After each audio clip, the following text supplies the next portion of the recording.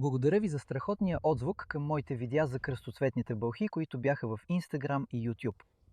И за ужасната напаст от кръстоцветни бълхи тази година. И за щетите, които нанасят на зелевите култури. И това е продължение за това как се справяме тази седмица с новите насъждения от зелеви култури, които са толкова податливи на кръстоцветни бълхи. И това са онези малки насекоми, като онова черно насекомо, което виждате върху мрежестото покривало да подскача наоколо. И те бяха в епидемични размери, но сега усещам, че има доста по-малко от тях, отколкото имаше преди. А тези растения тук, които засадихме преди 5 дни, бяха много по-големи по време на засаждането. И затова вече имат силата да растат и да се възстановяват от щети. Може да видите, че има известни повреди по листата, но не са твърде сериозни и съм уверен, че ще се справят. Така че е доста работа, обаче когато се занимаваме с по-големи растения като тези, знаете, трябваше да изкопаем дупка с малка лопатка, да ги сложим вътре и след това им даваме вода. В момента поливаме на всеки 2 дни, може би докато завали или нещо такова, просто е толкова сухо, докато тук засадихме много по-малки растения.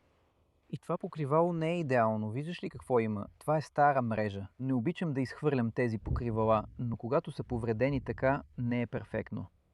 Но заради сезона отново, сега е началото на август и броят на кръстоцветните бълхи намалява. А виждаш колко малки са тези растения. Това е колраби, който току-що отгледах в моите CD таблички за разсъд и са много малки, много са уязвими. И мисля, че ако бяха засадени в почвата преди 3 седмици, щеше да е бедствие. Но всъщност се чувствам уверен, защото за сега изглеждат доста незасегнати. Ще видим. И когато са толкова малки, им даваме малко вода всеки ден, ако можем.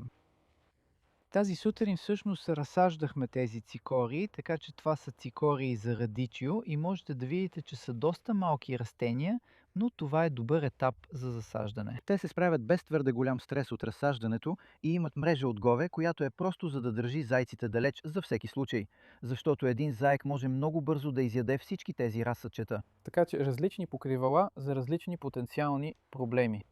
И докато поливахме радичиото, просто напръскахме малко вода върху колръби с маркуча, така че и водата служи за защита общо взето.